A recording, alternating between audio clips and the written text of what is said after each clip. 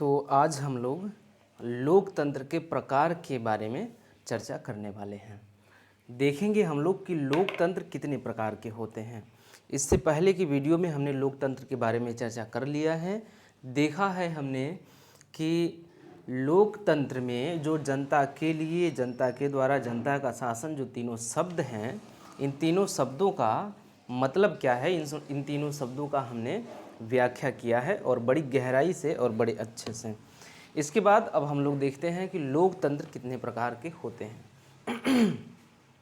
लोकतंत्र, अगर हम लोकतंत्र का वर्गीकरण करें तो लोकतंत्र के वर्गीकरण करने के दौरान हम दो आधार पाते हैं। जो पहला आधार है लोकतंत्र के विभाजन का, वो है शक्ति का विभाजन, शक्ति का बंटवारा। शक्ति विभाजन के आधार पे, शक्ति विभाजन के आधार पर दो आधार हम लोग लेंगे। पहला जो है शक्ति विभाजन के आधार पे,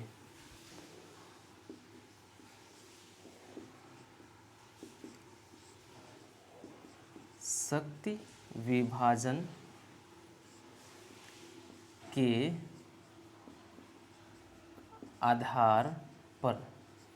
अब शक्ति विभाजन के आधार पे हम देखेंगे कि लोकतंत्र कितने प्रकार के होते हैं। यहाँ शक्ति विभाजन का आधार जैसे ही हम कह रहे हैं तो इसका तात्पर्य इस बात से है कि राज्यों और केंद्र, किसी भी देश में, किसी भी राष्ट्र में राज्य और केंद्र के बीच में शक्ति का बंटवारा किस प्रकार से है। किसी भी देश में शक्ति का बंटवारा या कानून बनाने की शक्ति का बंटवारा जो केंद्र में और राज्य के बीच में किस प्रकार से किया गया है, उस बंटवारे के आधार पे यहाँ पे विभाजन होगा। तो ये है शक्ति विभाजन के आधार पे। उसके बाद जो दूसरा है संस्थाओं के आधार पे,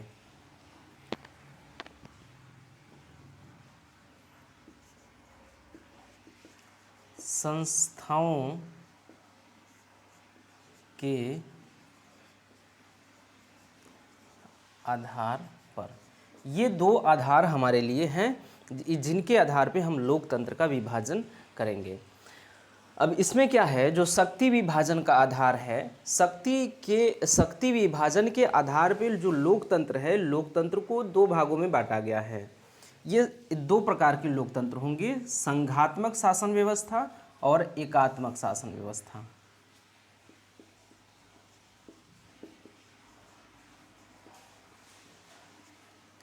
संघात्मक शासन व्यवस्था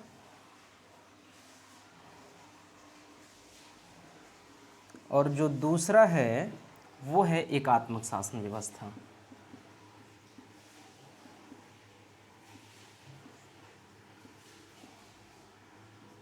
शासन व्यवस्था ये हो आम तौर पे इस प्रकार से बंटवारा होता है। हालांकि हम लोग अगर देखना चाहें तो जैसे परिसंघात्मक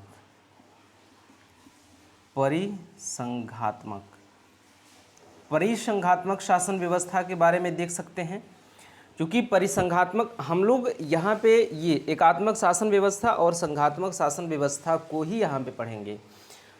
ये दो आधार ही लेंगे हम लोग, दो बंटवारे, दो वर्गीकरण ही हम लोग यहाँ पे लेके पढ़ेंगे।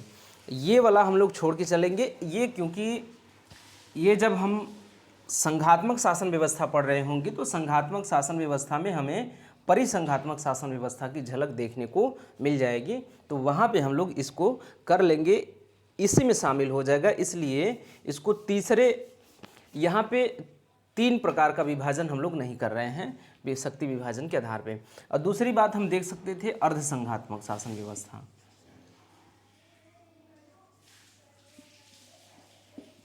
अर्धसंघात्मक शासन व्यवस्था, इसके बारे में हम लोग यहाँ पे विभाजन के रूप में देख सकते थे शक्ति विभाजन के आधार में। क्योंकि जो ये अर्धसंघात्मक शासन व्यवस्था है, ये विभाजन भी शक्ति के विभाजन के आधार पर ही है। लेकिन हम लोग अर्धसंघात्मक शासन व्यवस्था का अध्ययन बड़े अच्छे तरीके से तब करेंगे जब हम भारत की बात कर रहे होंगे। क्योंकि जो अर्धसंघात्मक शासन व्यवस्था वाला अगर देश देखा जाए तो वो भारत पहले नंबर पे आता है। तो भारत एक अर्ध संघात्मक शासन व्यवस्था है, तो हम लोग यहाँ पे छोड़ देंगे भारत में कुछ पढ़ने के लिए। तो जब हम भारत के बारे में पढ़ेंगे तो यहाँ पे अर्ध संघात्मक शासन व्यवस्था का अध्ययन कर लिया जाएगा। हाल फिलहाल हम लोग संघात्मक शासन व्यवस्था और एकात्मक शासन व्यवस्था का अध्ययन करेंगे। और दूसरी बात, जो संस्थाओं के आधार पर विभाजन हम लोग करेंगे, अध्यक्षीय शासन व्यवस्था और संसदीय शासन व्यवस्था।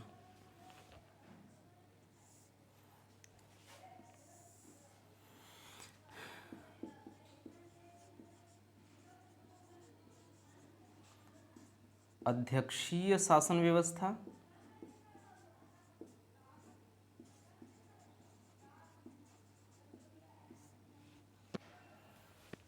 और संसदीय पार्लियामेंट्री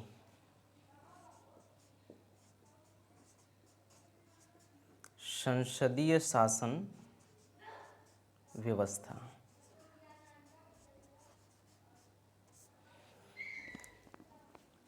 प्रेसिडेंटियल ये अध्यक्षीय शासन व्यवस्था, यहाँ पे किसी भी देश के अध्यक्ष को केंद्र में रखा जाता है शासन के, और संसदीय शासन व्यवस्था में किसी भी देश के संसद को शासन व्यवस्था के केंद्र में रखा जाता है।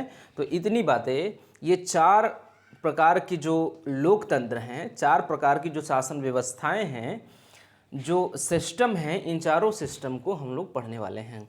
तो पहले हम संघात्मक शासन व्यवस्था का अध्ययन करेंगे, देखेंगे कि संघात्मक शासन व्यवस्था क्या है, और इसके लिए जो मॉडल देश हम लोगों को लेना होगा वो अमेरिका लेना होगा।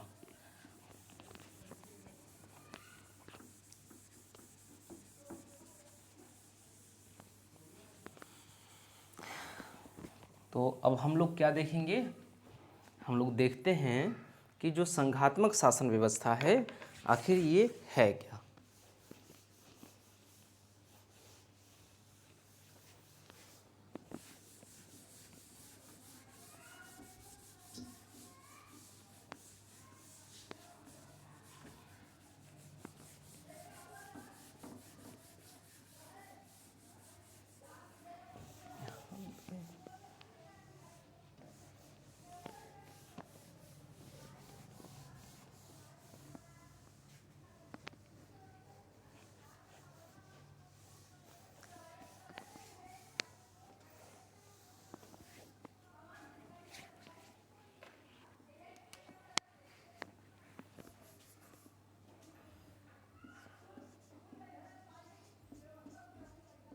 संघात्मक शासन व्यवस्था के बारे में देख रहे हैं।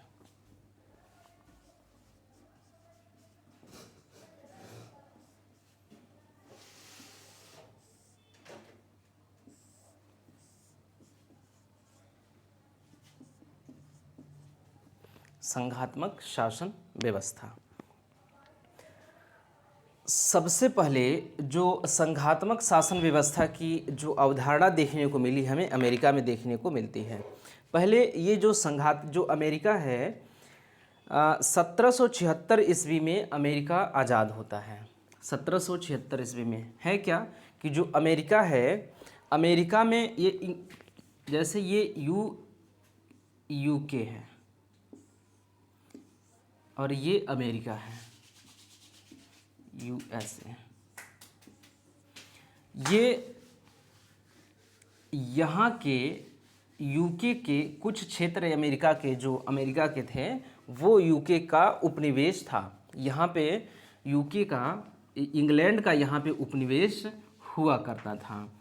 तो जो इंग्लैंड में जो यहाँ पे कानून बनाया जाता था, यहाँ पे रह रहे इंग्लैंड के ही जो नागरिक थे, इंग्लैंड के जो अधिकारी थे यूएसए में, क्योंकि यूएसए जो अमेरिका है, अमेरिका इंग्लैंड का उपनिवेश है। यहाँ पे इंग्लैंड के अधिकारी रह रहे हैं और इंग्लैंड के लिए वहाँ पे काम कर रहे हैं। तो जब भी इंग्लैंड में कोई कानून बनाया जाता था तो इस प्रकार से बनाया जाता था कि जो इंग्लैंड के मूल निवासी हैं, यहाँ के जो मूल निवासी हैं, यहाँ पे जो रह रहे हैं, इनका कानून अलग बनाया जाता था इंग्लैंड में ही, और यहाँ पे जो अमेरिका में रह रहे इंग्लैंड के लोग हैं,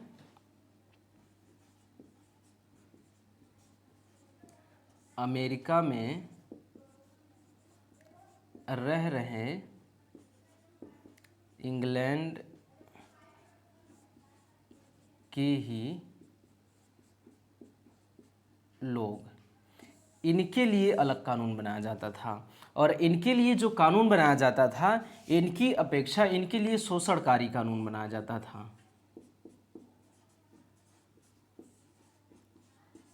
इनके लिए क्या होता था कि इनके लिए शोषणकारी कानून बनाया जाता था। कानून का निर्माण इस प्रकार से किया जाता था, ये इंग्लैंड के ही लोग हैं, यहाँ भी इंग्लैंड के ही निवासी नागरिक हैं, यहाँ पे इंग्लैंड के ही नागरिक हैं, लेकिन जो यहाँ पे मूल निवासी हैं, जो इंग्लैंड में रह रहे हैं, उनके लिए अलग तरीके का कानून। और इस प्रकार से इंग्लैंड, जो अमेरिका में इंग्लैंड के लोग अधिकारी रह रहे हैं, इंग्लैंड के लिए काम कर रहे हैं, उनके लिए अलग तरीके का कानून होता था, और वो कानून आम तौर पे शोषणकारी होता था। इससे क्या हुआ कि जो ब्रिटेन के अधिकारी थे, ब्रिटेन के अधिकारी इस शोषणकारी कानून से नाखुश थे।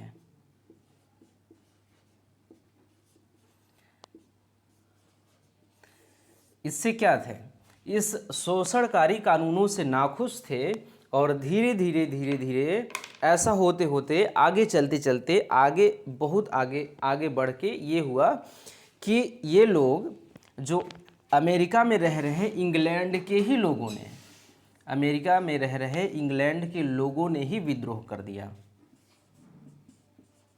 क्या कर दिया? विद्रोह कर दिया।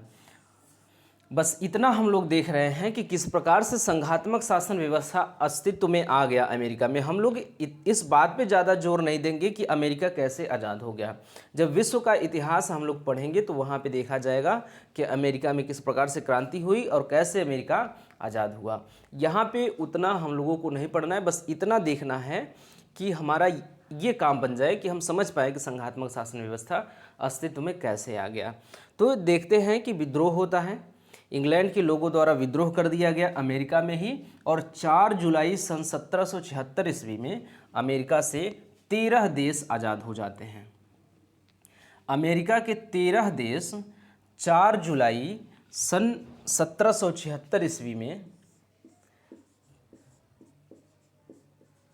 4 जुलाई 1776 ईस्वी की बात है। इस दिन अमेरिका के 13 देश,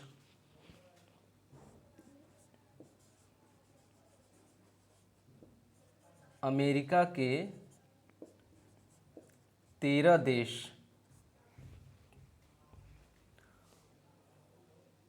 इंग्लैंड से मुक्त हो जाते हैं, या दासता से मुक्त हो जाते हैं। दासता से या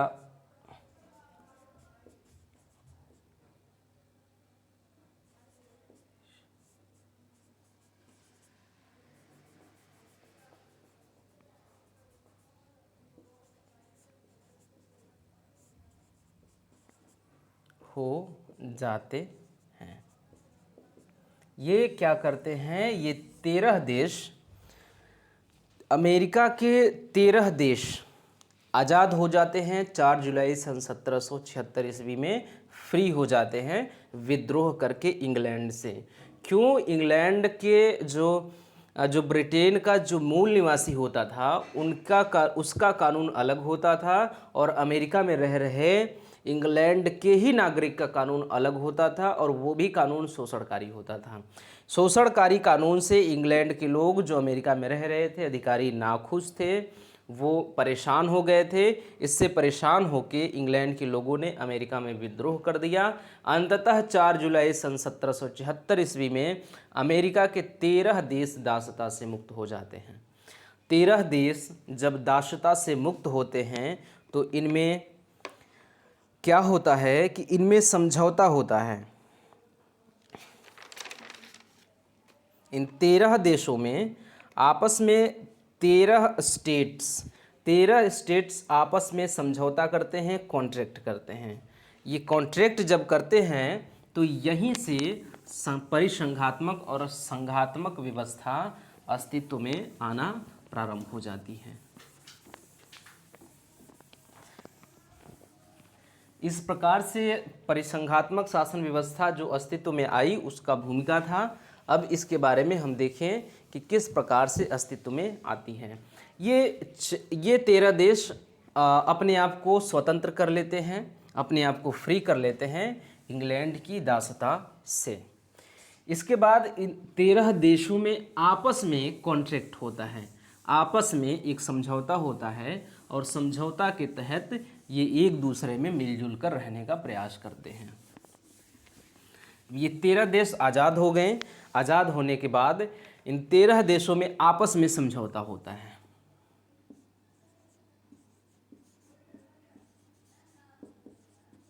ये जो 13 देश हैं, इन 13 देशों में आपस में समझौता होता है।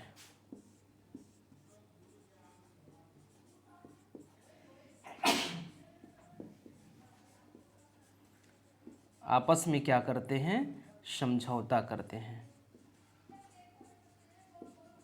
अब समझौता के तहत ये कहते हैं, ये समझौता एक कॉन्ट्रैक्ट करते हैं। ये क्या करते हैं? एक कॉन्ट्रैक्ट करते हैं, कॉन्ट्रैक्ट पर साइन करते हैं 13 देश मिलके, और साइन करते हैं, क्या करते हैं? एक कॉन्ट्रैक्ट पर साइन करते हैं।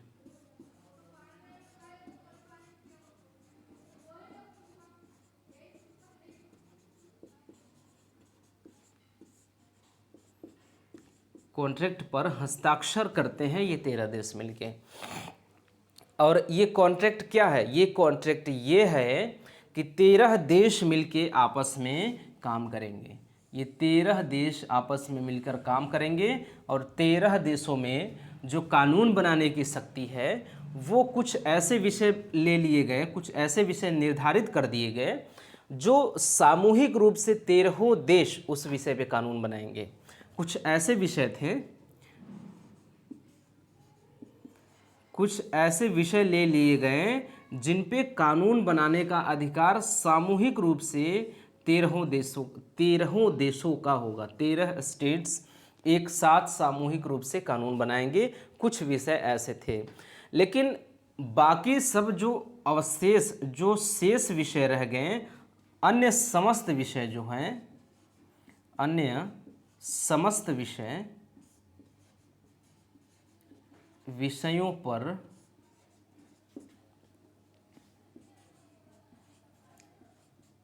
कानून बनाने का अधिकार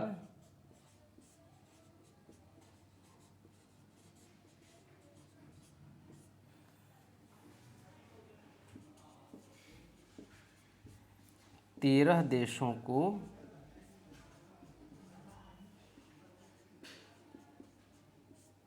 अलग अलग 13 देशों को अपने अपने पास दे दिया गया।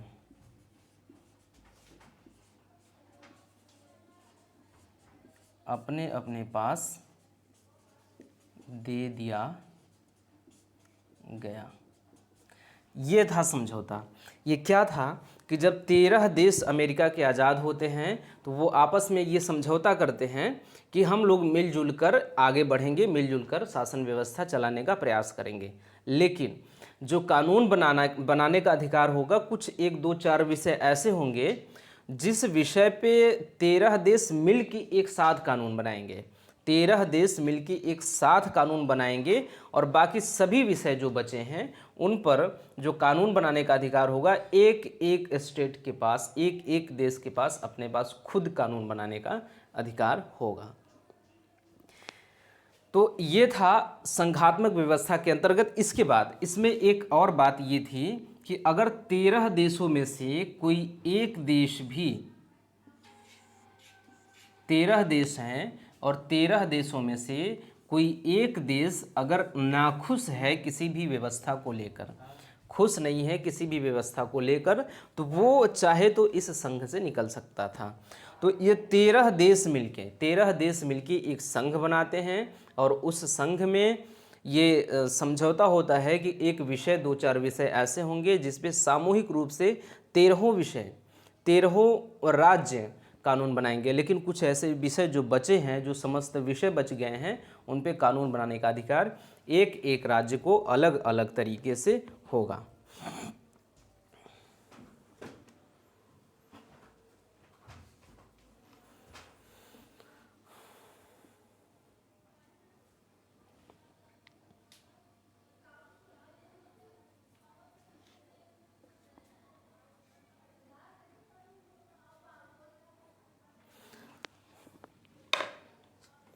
तो इस प्रकार से ये समझौता होता है। ये समझौता हुआ कि जो कुछ विषय हैं, जो प्रमुख विषय हैं, उन पे कानून बनाएगा एक केंद्रीय विधायिका। केंद्रीय विधायिका का गठन होगा, केंद्रीय विधायिका का गठन होगा और ये कानून बनाने का काम करेगा 13 देशों के लिए।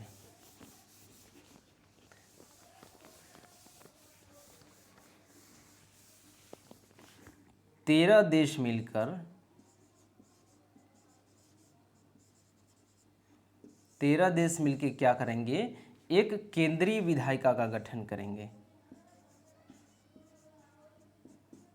केंद्रीय विधायिका का गठन करेंगे।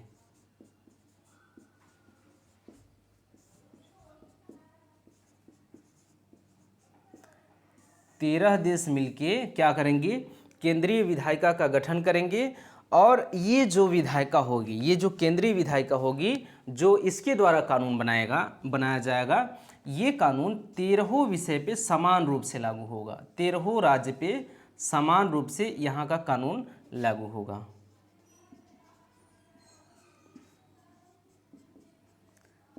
क्या होगा, ये केंद्रीय विधायिका द्वारा जो कानून बनाया जाएगा, ये 13 विषय पे समान रूप से लागू होगा। तो ये समझौता होता है। उसके बाद अगली बात जो समझौता ये होता है कि और जो बाकी विषय रह गए वो अलग अलग 13 राज्य अपने अपने लिए अलग अलग तरीके से कानून बनाएंगे।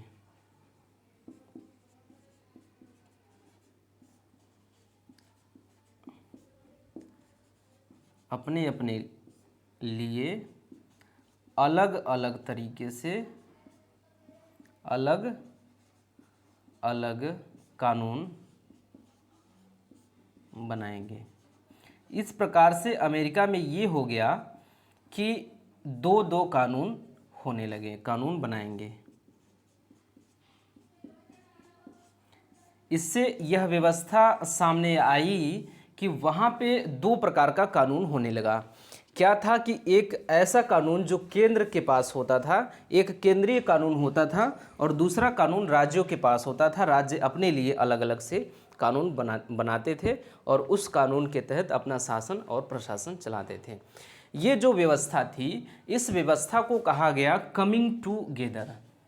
इस व्यवस्था को, इस प्रकार की व्यवस्था को क्या कहा गया, कमिंग टूगेदर।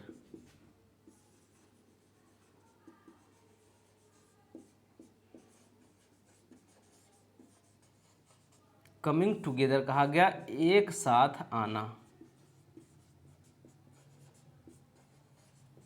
ये समझौते के साथ, एक दूसरे के साथ, एक समझौते के तहत एक दूसरे के साथ ये 13 राज्य अपना काम कर रहे हैं, इसलिए इसको, इस व्यवस्था को कमिंग टुगेदर कहा गया।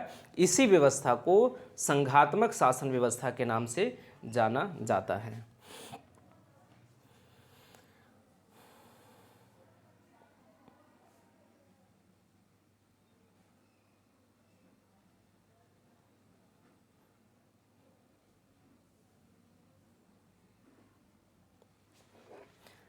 और जो दूसरी विशेषता है यहाँ पे क्या होता है कि अब हम लोग देखेंगे कि जो संघात्मक शासन व्यवस्था है, इसकी प्रमुख विशेषताएं, इसके लक्षण के बारे में हम लोग बात करेंगे। उससे पहले हम लोगों ने देखा था कि हम लोग थोड़ी सी बात कर लेते हैं कॉन्फेडरेशन के बारे में। कॉन्फेडरेशन यानी कि परिसंघात्मक।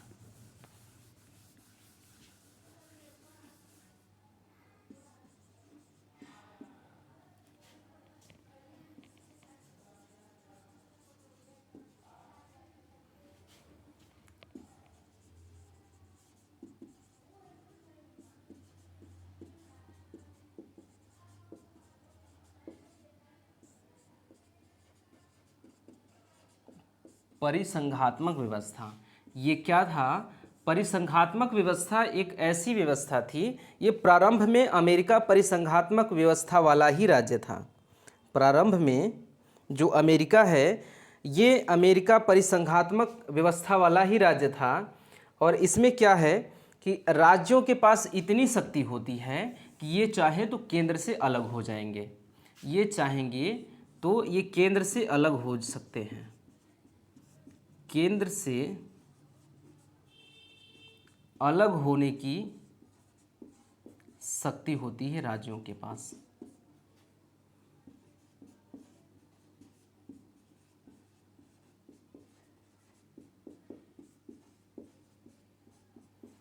राज्यों के पास इतनी अधिक शक्ति दे दी जाती है इसमें कि इतनी शक्ति होती है कि अगर किसी भी व्यवस्था से राज्य अगर नाखुश हैं तो वो केंद्र से अलग हो जाएंगे, अलग देश बन जाएंगे। ये व्यवस्था होता है कॉन्फेडरेशन में। और जो अमेरिका है, अमेरिका प्रारंभ में यही इसी प्रकार से था, क्योंकि 13 देश समझौता के तहत एक दूसरे से मिले हैं। तो जब समझौता के तहत एक दूसरे से मिले हैं तो उनकी मर्जी वो अलग हो सकते थे। तो इस प्रकार की व्यवस्था थी कि ये संघ से कोई दिक्कत है तो इस संघ से निकलना चाहता है तो निकल सकता है। और इसके बाद आगे चल के अमेरिका में इस व्यवस्था को समाप्त किया गया। और इस व्यवस्था को समाप्त करके क्या किया गया कि फेडरेशन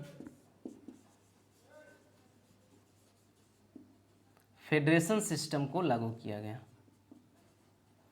फेडरेशन सिस्टम में क्या है कि जो राज्य हैं एक साथ, ये जो स्टेट हैं अगर एक बार केंद्र में शामिल हो गए, यदि ये स्टेट्स एक बार केंद्र में शामिल हो जाते हैं तो उनके पास इतनी शक्ति नहीं होती है कि वो केंद्र से अलग हो जाएं। तो इसमें क्या होता है, केंद्र से अलग होने की शक्ति नहीं होती है।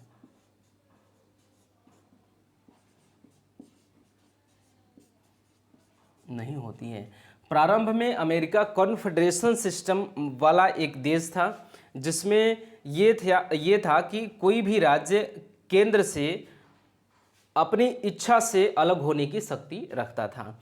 लेकिन आगे चल के इस व्यवस्था में परिवर्तन किया गया और अमेरिका एक फेडरेशन सिस्टम वाला स्टेट बन गया या संघात्मक शासन व्यवस्था वाला देश बन गया, जिसमें क्या था कि अब ये राज्य अगर चाहेंगे तो इनके पास इतनी शक्ति नहीं है कि राज्य चाह कर भी उस केंद्र से अलग हो जाएं। तो जब ये अमेरिका फेडरेशन सिस्टम वाला जब राज्य बना तो ये इसमें कह दिया गया कि राज्य की सीमाओं में कोई परिवर्तन नहीं किया जाएगा।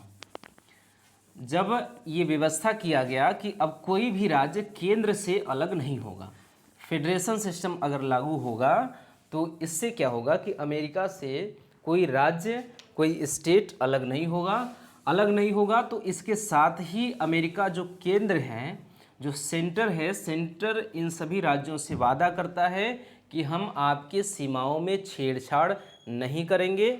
क्या करेंगे? अमेरिका का जो जो केंद्र में है वो वादा करता है कि राज्यों की सीमाओं में क्या होगा? कोई परिवर्तन नहीं किया जाएगा। राज्यों की सीमाओं में कोई परिवर्तन नहीं किया जाएगा।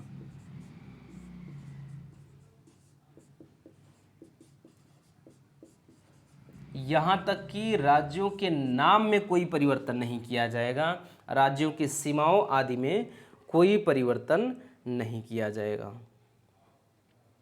साथ ही कोई राज्य संघ से बाहर नहीं हो सकते हैं।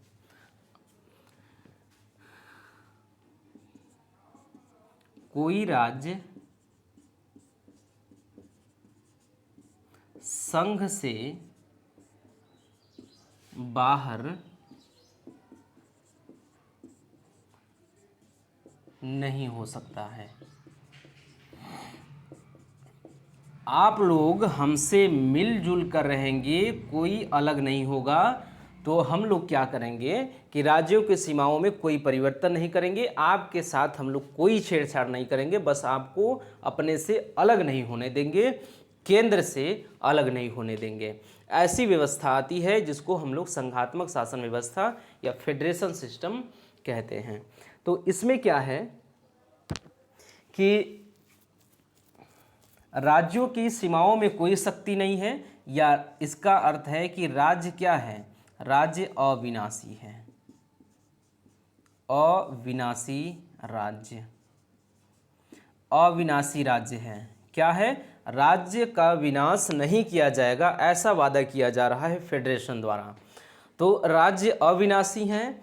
और क्या है, ये जो संघ है, संघ से भी कोई राज्य अलग होने की शक्ति नहीं रखता है।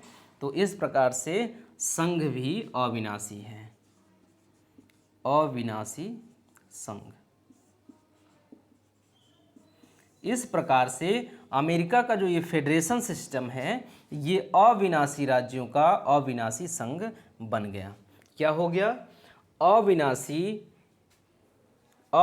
राज्यों का अविनाशी संघ।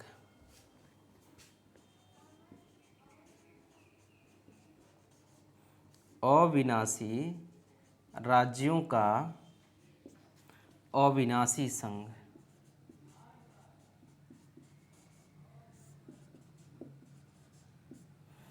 क्या है ये, अविनाशी राज्यों का अविनाशी संघ, और इसी को कहा गया है कमिंग टूगेदर, एक दूसरे के साथ में आना।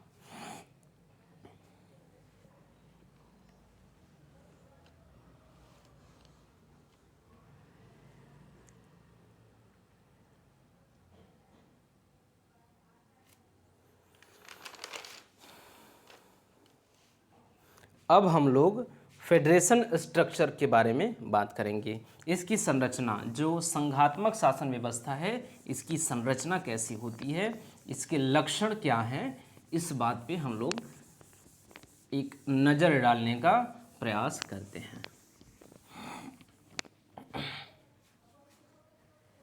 हमने देखा कि अविनाशी राज्यों का अविनाशी संघ, जो पहली विशेषता है संघात्मक शासन व्यवस्था, फेडरेशन स्ट्रक्चर की बात करें तो पहली जो व्यवस्था होनी चाहिए वो अविनाशी राज्यों का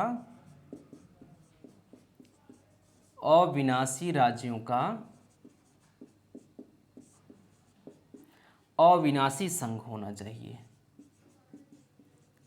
अविनाशी संघ, एक तो विशेषता ये है। संघात्मक शासन व्यवस्था में क्या होता है कि अविनाशी राज्यों का अविनाशी संघ होता है। राज्य ऐसे होंगे जिसमें जो फेडरेशन है, फेडरेशन जो है, जो केंद्र है, जो सेंटर है, वो राज्यों में छेड़छाड़ नहीं करेगा, राज्यों की सीमाओं में छेड़छाड़ नहीं करेगा। राज्य अविनाशी होंगे, और जो 13 प्रकार के राज्य, 13 राज्य हैं, 13 राज्य भी केंद्र से अलग नहीं होंगे, संघ भी अविनाशी होगा। तो इस प्रकार से जो फेडरेशन सिस्टम है वो अविनाशी राज्यों का अविनाशी संघ होता है। इसके बाद इसमें जो व्यवस्था देखने को मिलती है, संघ कमजोर होता है और राज्य शक्तिशाली होता है। संघ क्या होता है, कमजोर होता है। दूसरी जो तीसरी विशेषता है, राज्य शक्तिशाली होता है।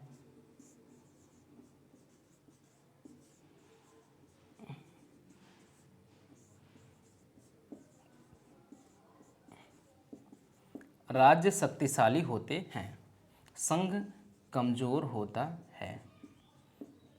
ये 3 विशेषताएं हमने देख लिया कि जो फेडरेशन सिस्टम में होती हैं। क्या होती हैं कि अविनाशी राज्यों का अविनाशी संघ होगा, तो हम कहेंगे कि ये संघात्मक शासन व्यवस्था का एक प्रमुख लक्षण है। संघ कमजोर होगा, राज्य शक्तिशाली होगा संघ की अपेक्षा, लेकिन जो राज्य है इतना अधिक शक्तिशाली नहीं होगा कि वो संघ से अलग हो जाए। और दोनों में कानून बनाने की शक्ति का बंटवारा होगा। दोनों में विधि बनाने की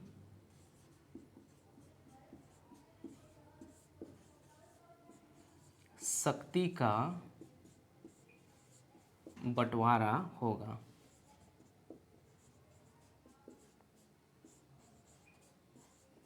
बंटवारा होता है। दोनों में विधि बनाने की शक्ति का बंटवारा होता है। सूची बनाए गए होते हैं कि इन सूचियों पे जो कानून बनाने का अधिकार है वो केंद्र के पास है, और इन सूचियों पे कानून बनाने का जो अधिकार है वो संघ के पास है। तो इस प्रकार से विधि बनाने की शक्ति का बंटवारा होता है, और इसमें राज्य कमज़ोर होता है और संघ जो संघ है कमज़ोर होता है, और राज्य क्या होता है, शक्तिशाली होता है। लेकिन ध्यान रखने वाली बात ये है कि इतना अधिक शक्तिशाली नहीं होता है कि ये अपने आप को केंद्र से अलग कर ले। अगर इतना अधिक शक्तिशाली हो जाएगा कि अपने आप को क्या कर ले, फेडरेशन से अलग कर ले, तो इसका मतलब ये हो जाएगा कि वो परिसंघात्मक शासन व्यवस्था का लक्षण देखने को मिलेगा। परिसंघात्मक शासन व्यवस्था में ऐसा होता है कि राज्य के पास इतनी शक्ति होती है कि वो अलग हो जाता है। कॉन्फेडरेशन सिस्टम में राज्य इतना शक्तिशाली होता है कि केंद्र से अपने आप को अलग कर सकता है। लेकिन फेडरेशन सिस्टम में राज्य शक्तिशाली तो जरूर होता है, लेकिन इतनी अधिक शक्ति उसको नहीं दी गई होती है कि ये क्या करेगा, अपने आप को केंद्र से अलग कर लेगा। दूसरी बात, ये संघ को कमज़ोर किया जाता है, कमज़ोर रखा जाता है। इसके बाद चूँकि यह कॉन्ट्रैक्ट है, एक समझौता है, तो आम तौर पे यह लिखित होता है। राज्य को चलाने के लिए जो नियम होते हैं, जो विषय विभाजन स्पष्ट होता है, इसमें संघ सूची और राज्य सूची का विभाजन होता है। राज्य को चलाने के लिए जो नियम होते हैं वो लिखित होते हैं।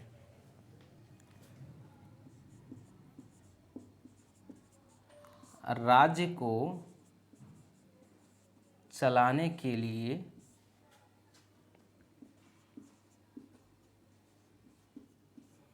नियम जो होते हैं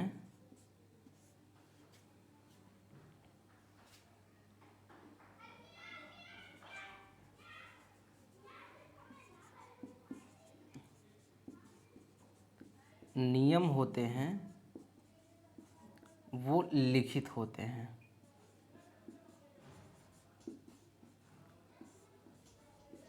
क्या होते हैं? राज्य को चलाने वाले जो नियम होते हैं वो लिखित होते हैं, लिखे गए होते हैं, और विषयों का बंटवारा स्पष्ट रूप से होता है। क्या होता है? विषय विभाजन स्पष्ट होगा, जिसमें संघ सूची और राज्य सूची का विभाजन होता है। साथ ही स्पष्ट रूप से विषय का बंटवारा होगा,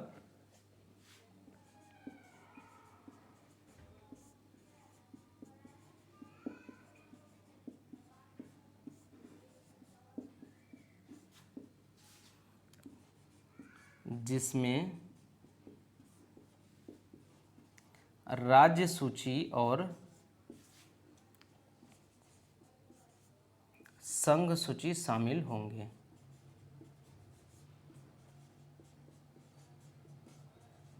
संघ सूची क्या होगा? शामिल होगा। अर्थात यहाँ पर लिखित संविधान होता है। अब संघात्मक शासन व्यवस्था की, ये जो संघात्मक शासन व्यवस्था है, संघात्मक शासन व्यवस्था की एक विशेषता ये होती है कि यहाँ पर संविधान जो है लिखित होता है। लिखित संविधान होता है।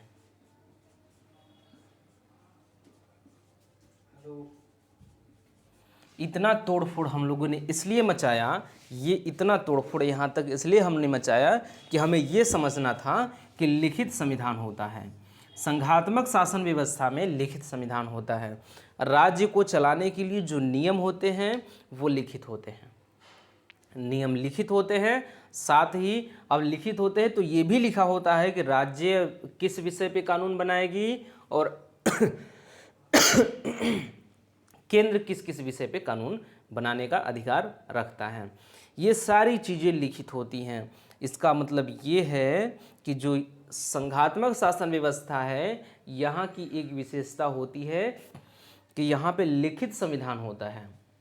तो लिखित संविधान होना किसकी विशेषता है? संघात्मक शासन व्यवस्था की।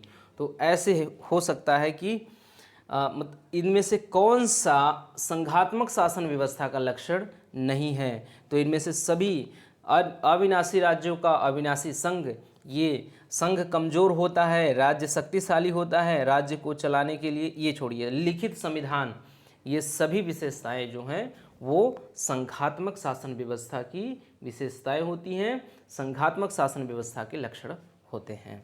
यहाँ पे लिखित संविधान होता है, ये ध्यान रखने योग्य बात है।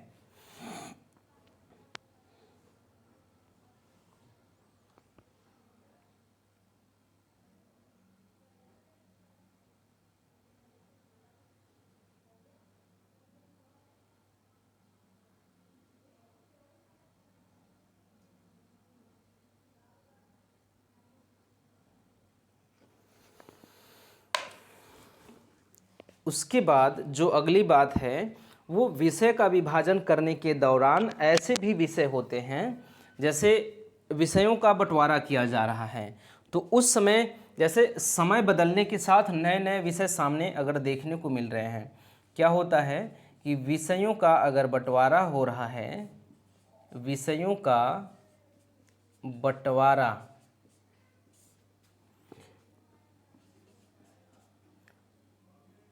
होने के दौरान यदि कुछ विषय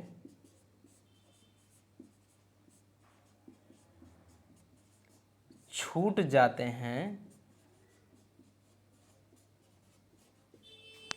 तो उन्हें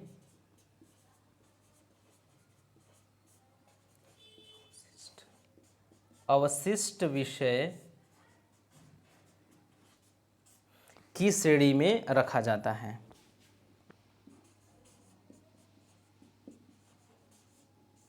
श्रेणी में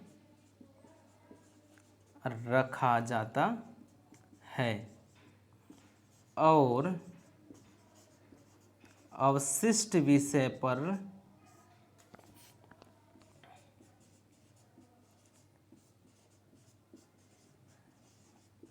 कानून बनाने का अधिकार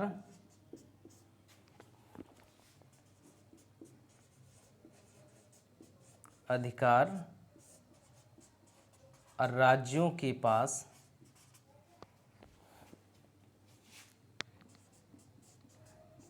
होता है।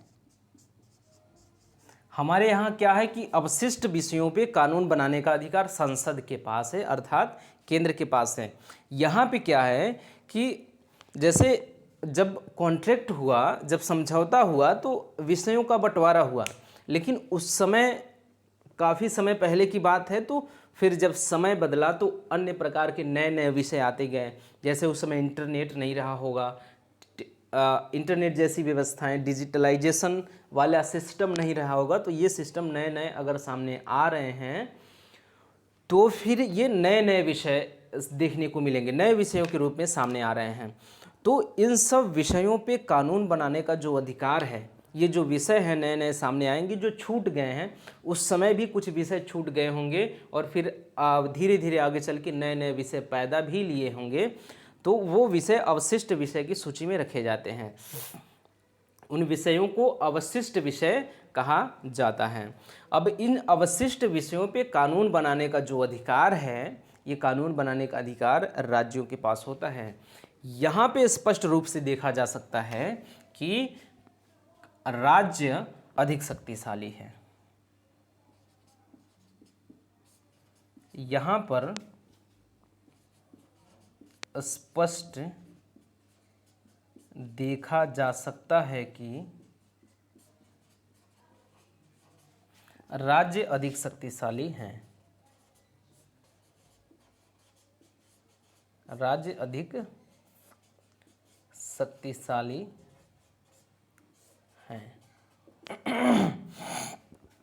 यहाँ पे हमने क्या कहा कि राज्य शक्तिशाली होते हैं, राज्य शक्तिशाली होते हैं, यहाँ पे हमें प्रमाण भी देखने को मिल जाता है, क्योंकि केंद्र के पास हो सकता था जो अवशिष्ट विषय हैं, अवशिष्ट विषय पे कानून बनाने का अधिकार केंद्र के पास हो सकता था, लेकिन केंद्र के पास नहीं है। राज्यों के पास इतनी शक्ति है कि जो विषय बचे हैं उस पे कानून बनाने का अधिकार राज्य अपने पास ले ले रहे हैं, इतनी शक्ति तो है राज्यों के पास। तो राज्य केंद्र की अपेक्षा में अधिक शक्तिशाली होते हैं ये फेडरेशन सिस्टम में। तो इतनी विशेषताएँ हमें देखने को मिली हैं फेडरेशन सिस्टम में, हमने देखा, और फिर इसके बाद आगे जो अन्य विशेषताएं हैं उनको भी देखने का प्रयास करते हैं।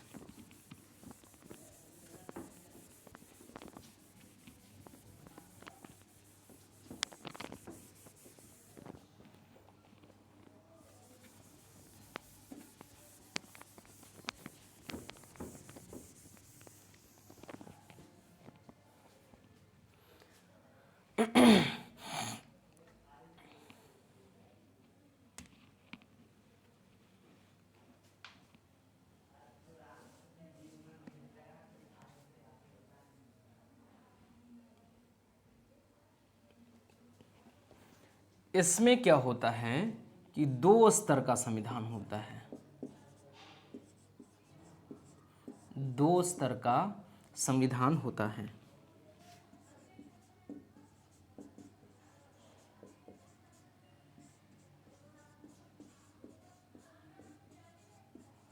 क्या होता है यहाँ पे 2 स्तर का संविधान हमें देखने को मिलता है।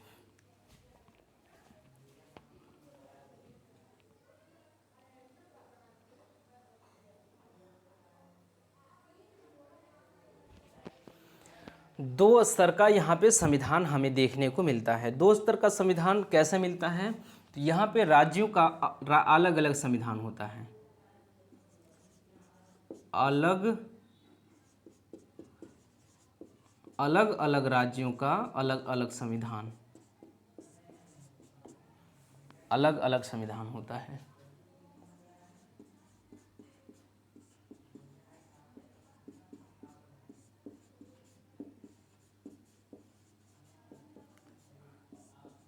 अलग अलग संविधान होता है। साथ ही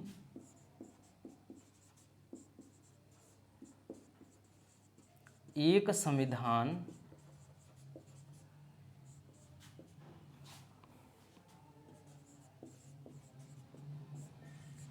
केंद्र का होता है जो समस्त राज्यों के लिए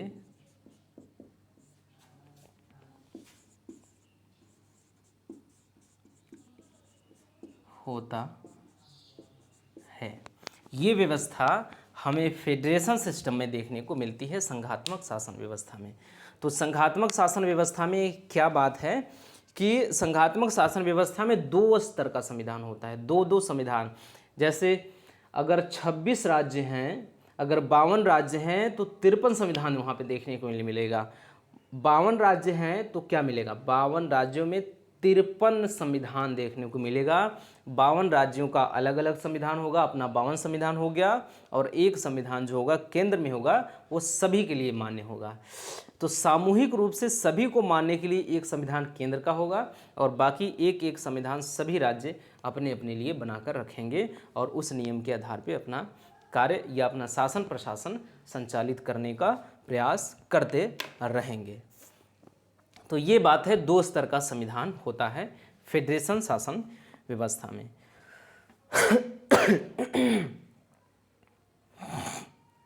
किसी मामले में संघ व राज्य के विवाद की स्थिति में अलग अंतिम निर्णय का अधिकार सुप्रीम कोर्ट के पास होता है।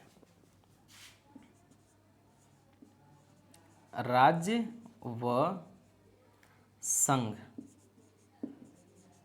संघ के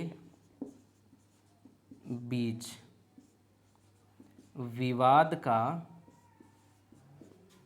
अंतिम निर्णय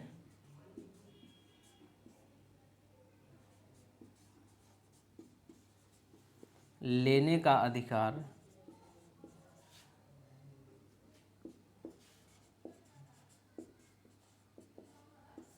विवाद के संबंध में अंतिम निर्णय लेने का अधिकार सुप्रीम कोर्ट के पास होता है, सर्वोच्च न्यायालय के पास होता है।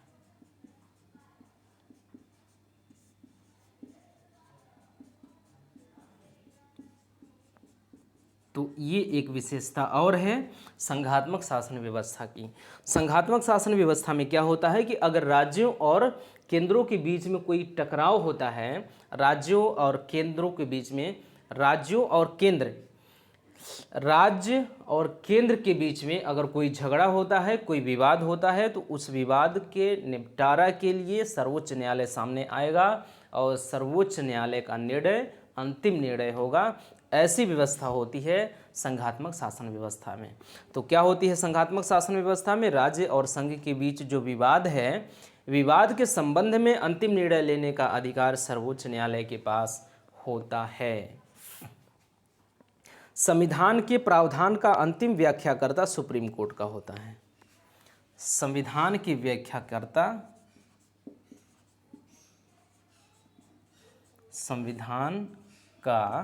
संविधान के प्रावधानों का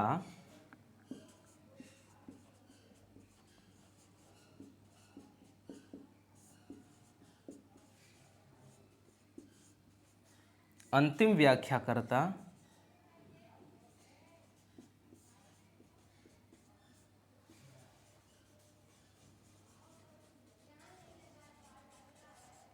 सुप्रीम कोर्ट होता है। जो संविधान है, संविधान के प्रावधान कुछ ऐसे हैं जिसकी व्याख्या नहीं हुई है, जो कठिन हैं, जो डिफ़िकल्ट हैं, जो समझ में नहीं आ रहे हैं, तो उनका व्याख्या जो है वो करने का अधिकार किसको है? सुप्रीम कोर्ट के हैं, सुप्रीम कोर्ट के पास होती है। संघात्मक शासन व्यवस्था में संविधान के प्रावधानों का अंतिम व्याख्याकर्ता सुप्रीम कोर्ट होता है। क्या होता है? संविधान के प्रावधानों का अंतिम व्याख्याकर्ता सुप्रीम कोर्ट होता है। यह जो लक्षण है, यह विशेषता है, किसकी है? यह संघात्मक शासन व्यवस्था की विशेषता है। तो संघात्मक शासन व्यवस्था की विशेषता, ये सारी चीज़ें हमने देखी हैं। और संविधान के प्रावधानों का अंतिम जो निर्णय, जो व्याख्या करने का अधिकार होता है, वो होता है सुप्रीम कोर्ट के पास। संघ के स्तर पे 2 सदन होंगे और यही कानून बनाएंगे। विधायिका और अर्थात विधायिका भी उपस्थित होता है फेडरेशन सिस्टम में।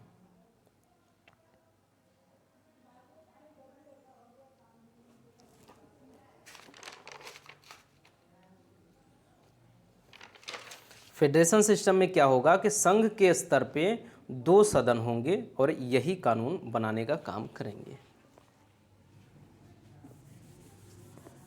अगली जो विशेषता है,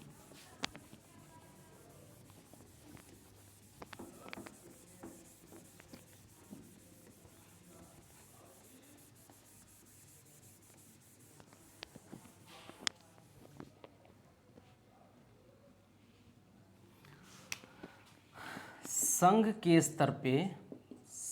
के स्तर पर 2 सदन होंगे,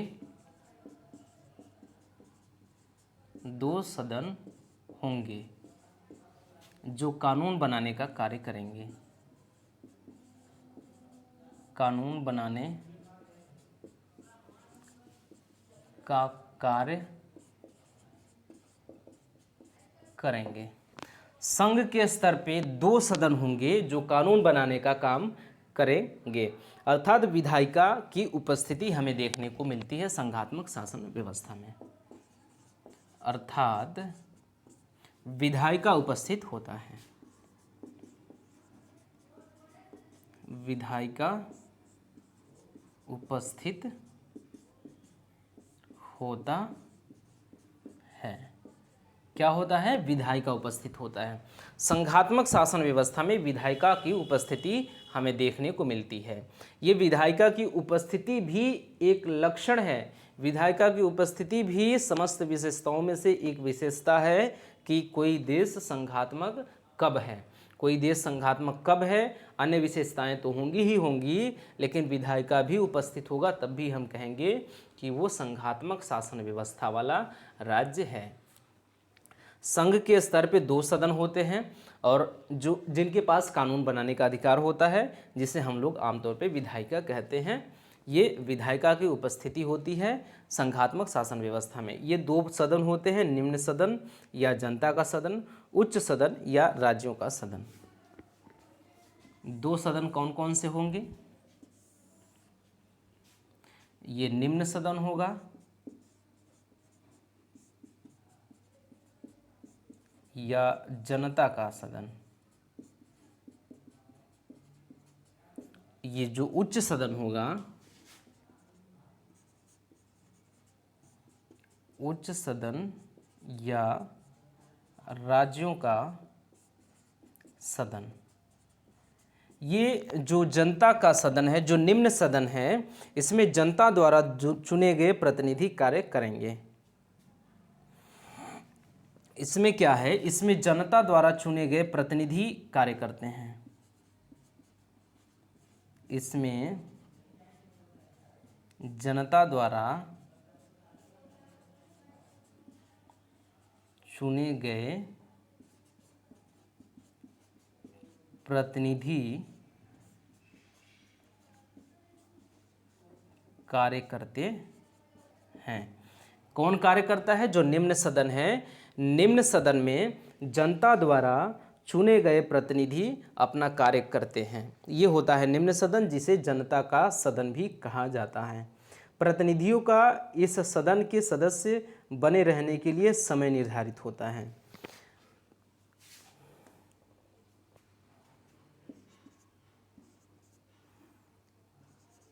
इस सदन के सदस्यों का कार्यकाल निर्धारित होता है।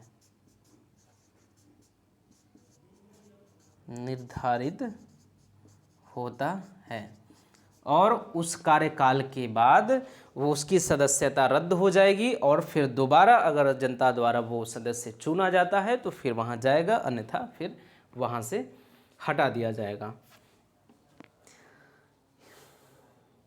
और ये क्या है? उच्च सदन क्या है? उच्च सदन राज्यों का प्रतिनिधित्व करता है। राज्यों का प्रतिनिधित्व करता है। तो ये व्यवस्था हमें देखने को मिलती है फेडरेशन सिस्टम में या संघात्मक शासन व्यवस्था में।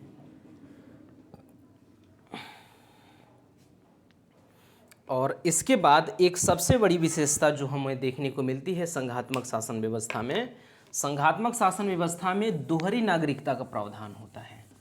अब क्योंकि 2 कानून होते हैं, राज्यों का अलग कानून होता है और केंद्र का अलग कानून होता है, तो इस प्रकार से हम देखेंगे कि जो संघात्मक शासन व्यवस्था के लक्षणों में से जो प्रमुख लक्षण है वो ये है कि यहाँ पे दोहरी नागरिकता का प्रावधान होता है।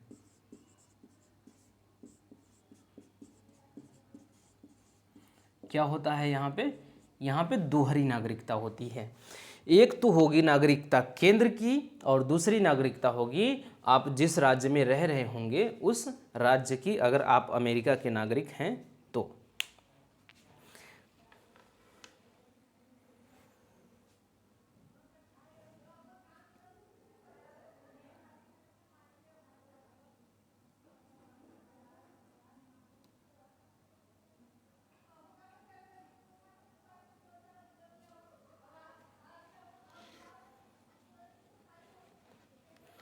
और यहीं पे हमने कहा था कि हम लोग क्या करेंगे कि कॉन्फेडरेशन सिस्टम को भी देख लेंगे। संघात्मक शासन व्यवस्था हमने देख लिया। अगर हम लोग परिसंघात्मक शासन व्यवस्था की बात करें, परिसंघात्मक शासन व्यवस्था की अगर हम लोग बात करें तो परिसंघात्मक शासन व्यवस्था क्या है? परिसंघात्मक शासन व्यवस्था बाकी सभी लक्षण जो है, उपरोक्त सभी लक्षण जो संघात्मक शासन व्यवस्था के सभी लक्षण, संघात्मक शासन व्यवस्था के सभी लक्षण प्लस राज्यों के पास इतनी शक्ति कि वो केंद्र से अलग हो सकते हैं।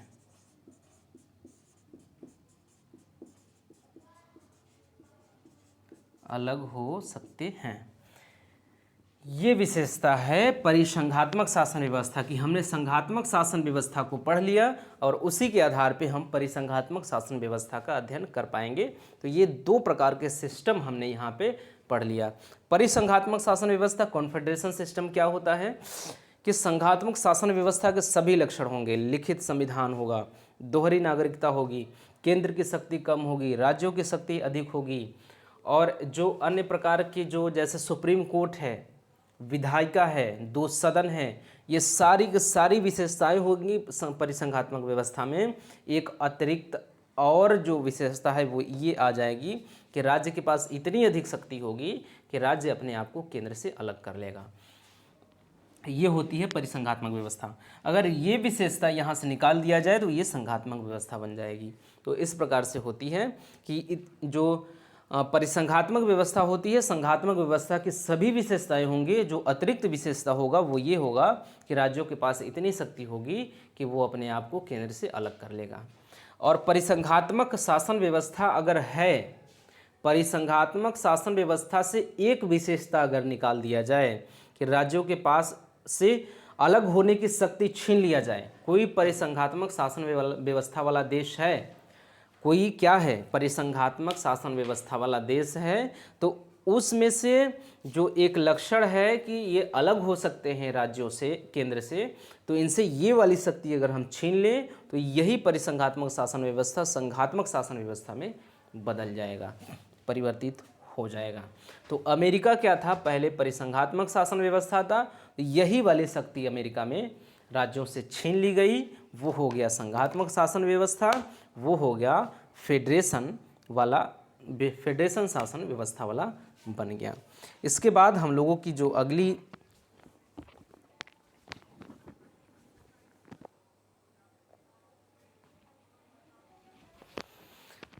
अगला जो बात हम लोगों का आता है वो आता है एकात्मक शासन व्यवस्था।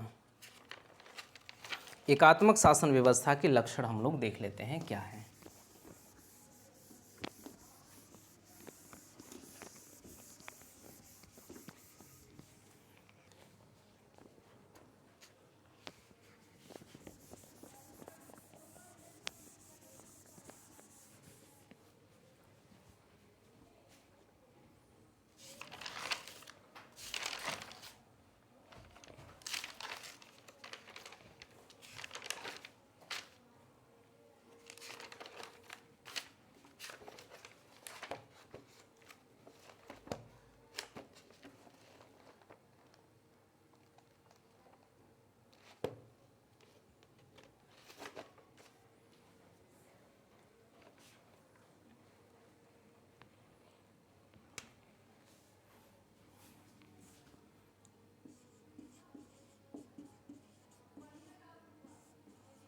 एकात्मक शासन व्यवस्था।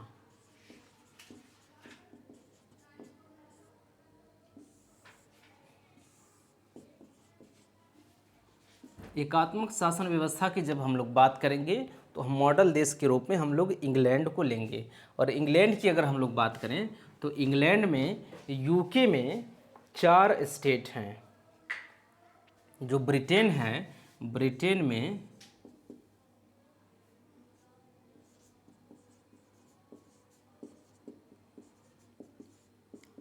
4 राज्य हैं।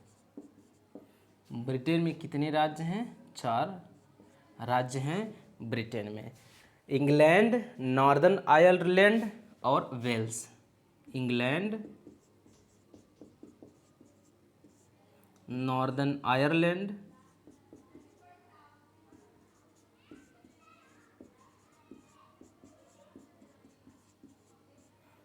वेल्स और ब्रिटेन।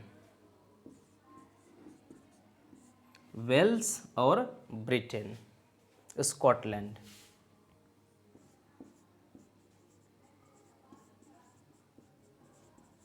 स्कॉटलैंड, ये 4 राज्य हैं ब्रिटेन के। तो जब हम एकात्मक शासन व्यवस्था की बात करेंगे तो हम ब्रिटेन को मॉडल देश के रूप में लेके चलेंगे।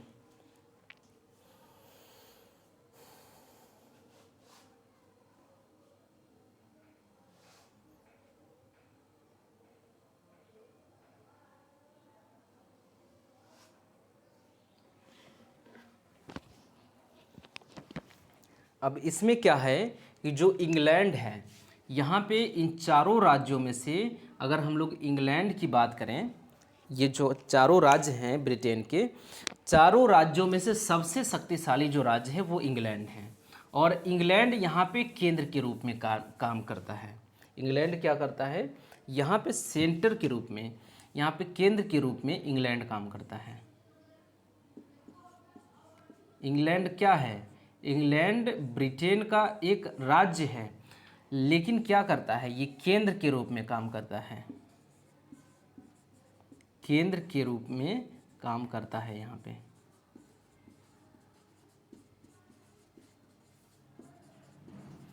कार्य करता है। यहाँ पे राष्ट्रीय सरकार है या केंद्रीय सरकार है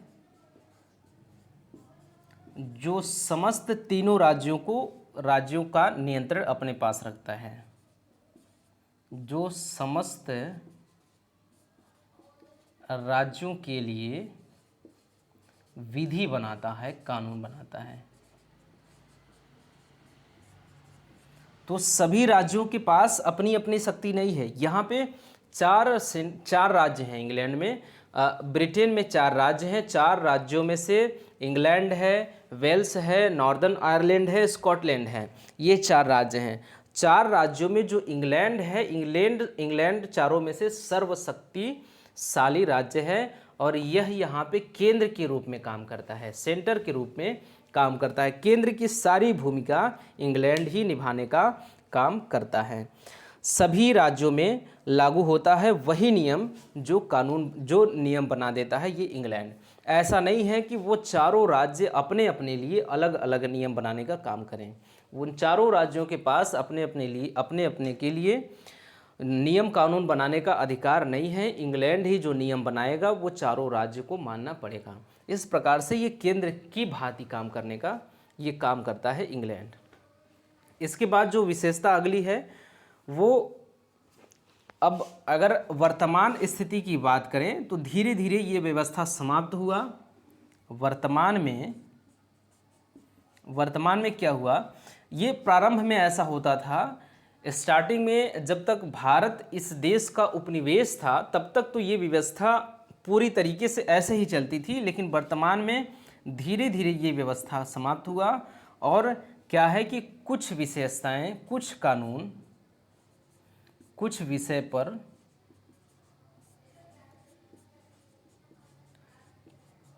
कानून बनाने का अधिकार क्या किया गया है, वो अन्य राज्यों को दे दिया गया है।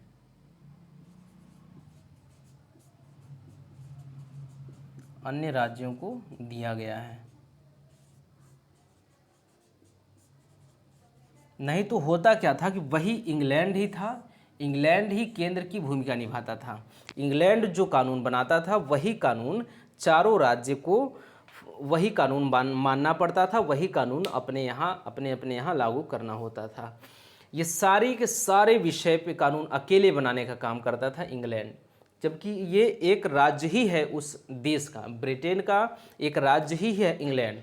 और ये राज्य जैसे हमारे यहाँ अगर भारत है और भारत में किसी राज्य को ये इतना अधिकार दे दिया जाए, जैसे उत्तर प्रदेश को ही इतना अधिकार दे दिया जाए, अगर ऐसी व्यवस्था हो जाए कि उत्तर प्रदेश जो कानून बनाएगा, मध्य प्रदेश, राजस्थान, बिहार, छत्तीसगढ़, तमिलनाडु, उत्तर से दक्षिण से पूर्व से पश्चिम तक सभी राज्य उसी कानून को मानेंगे जो कानून बना देगा उत्तर प्रदेश। अगर ऐसी व्यवस्था हो जाए तो यही व्यवस्था थी वहाँ पे। इंग्लैंड जो कानून बनाता था वहाँ के चारों राज्य उसी कानून को मानने का काम करते थे।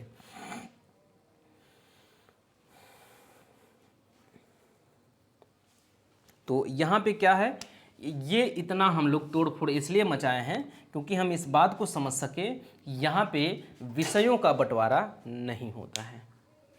क्या होता है, जो एकात्मक शासन व्यवस्था का जो लक्षण है वहाँ पे विषयों का बंटवारा नहीं होता है।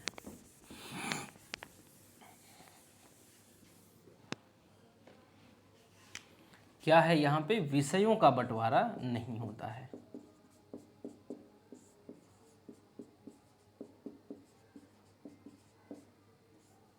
बंटवारा क्या होता है, नहीं होता है। यहाँ पे एकात्मक शासन व्यवस्था में विषयों का बंटवारा नहीं होता है और संसद के पास असीमित शक्ति होती है। संसद के पास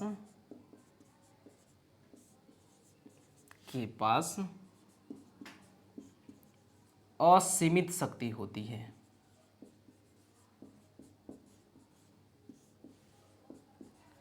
असीमित शक्ति होती है।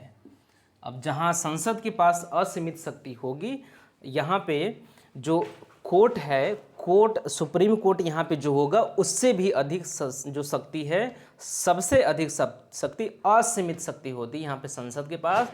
और संसद अगर इंग्लैंड में है तो फिर इंग्लैंड के पास ही वो शक्ति है, इंग्लैंड में ही जो नियम कानून बनाया जाएगा वो सभी राज्यों पे लागू होगा। तो विषयों का बंटवारा नहीं होगा एकात्मक शासन व्यवस्था में।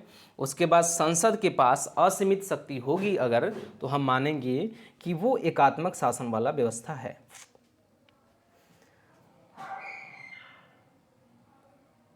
शक्ति का विभाजन या विषयों का विभाजन यहाँ पे नहीं होता है। विषयों का बंटवारा नहीं होता है या शक्ति विभाजन नहीं होता है, या शक्ति विभाजन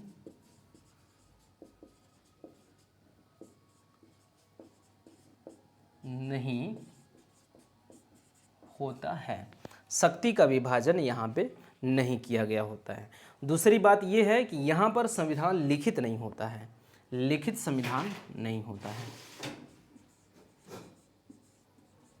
लिखित संविधान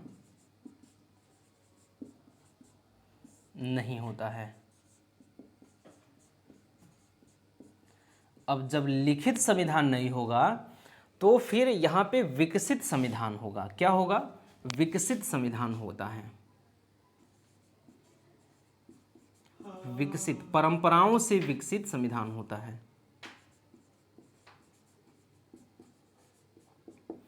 परंपराओं से विकसित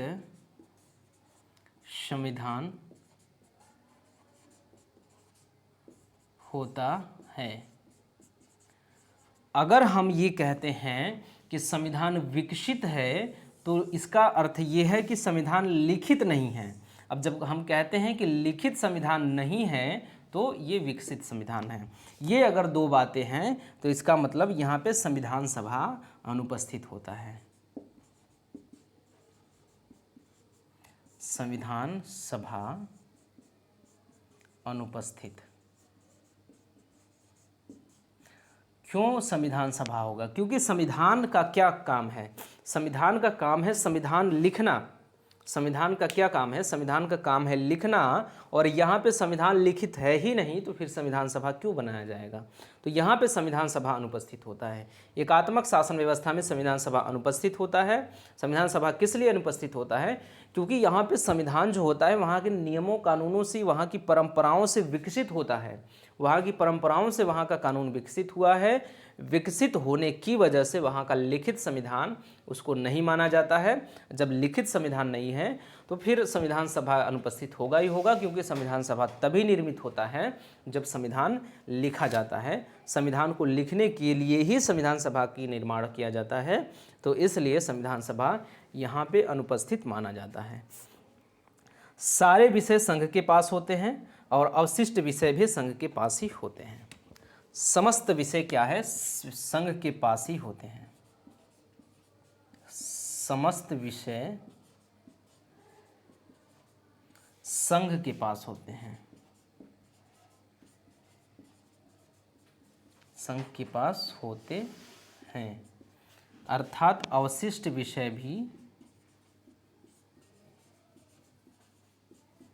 अवशिष्ट विषय भी संघ के पास ही होते हैं।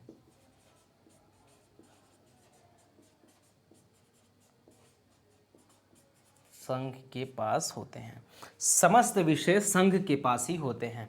ऐसा नहीं है कि कुछ विषयों पे कानून बनाने का अधिकार राज्यों को दे दिया गया है।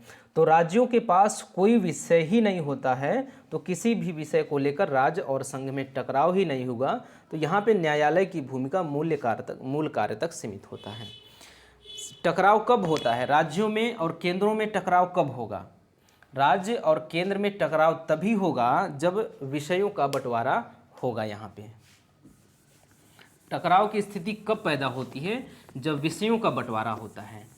जब विषयों का बंटवारा ही नहीं है यहाँ पे, तो फिर टकराव की स्थिति ही नहीं पैदा होती। तो यहाँ पे जो सुप्रीम कोर्ट है, इसका मूल कार्य तक ये सीमित होता है। मूल कार्य लोगों को न्याय देना। क्या है? विषयों का बंटवारा क्या है? बंटवारा नहीं है। इससे क्या है? इससे ये है, इसका परिणाम ये हुआ कि राज्य और केंद्र में कोई विवाद ही पैदा नहीं होता।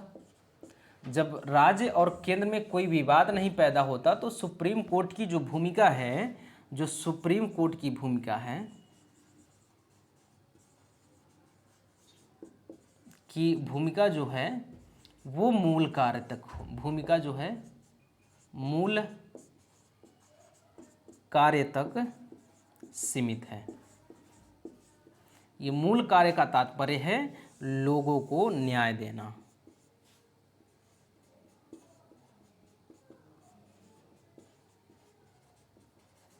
न्याय देना। परिसंघात्मक शासन व्यवस्था में क्या है? संघात्मक शासन व्यवस्था में क्या था कि संघात्मक शासन व्यवस्था में विषयों का बंटवारा होता है। तो जब विषयों का बंटवारा होगा तो संघ और राज्य में वो विवाद कभी न कभी पैदा होगा ही। और जब विवाद पैदा होगा तो उस विवाद को निपटाने का अधिकार किसके पास होगा? सुप्रीम कोर्ट के पास होगा। और सुप्रीम कोर्ट के पास वो एक अतिरिक्त शक्ति है विवादों को निपटाने का, राज्य और केंद्र के। उसके बाद लोगों को न्याय देने की शक्ति तो है ही है। तो ये दो शक्तियाँ होती हैं। लेकिन यहाँ पे क्या है? एकात्मक शासन व्यवस्था में विषयों का बंटवारा ही नहीं है। जब विषयों का बंटवारा ही नहीं है तो यहाँ पे राज्य और केंद्र में कोई झगड़ा ही नहीं पैदा होगा। जब झगड़ा नहीं पैदा होगा तो सुप्रीम कोर्ट का जो वो वाला काम था, जो एक अतिरिक्त काम था राज्यों और केंद्र के बीच के बंटवारे का निपटारा करना, ये झगड़े का निपटारा करना, तो वो काम इसका वहीं पे समाप्त हो जाता है। मूल काम जो बचता है लोगों को न्याय देना। तो यहाँ पे सुप्रीम कोर्ट की जो भूमिका होती है मूल कार्य तक सीमित होती है। तो मूल कार्य तक सीमित होना सुप्रीम कोर्ट की भूमिका, ये एक विशेषता है एकात्मक शासन व्यवस्था की। विषयों का बंटवारा नहीं होना और ये एक विशेषता होती है एकात्मक शासन व्यवस्था की। इसको हम एकात्मक शासन व्यवस्था कह सकते हैं।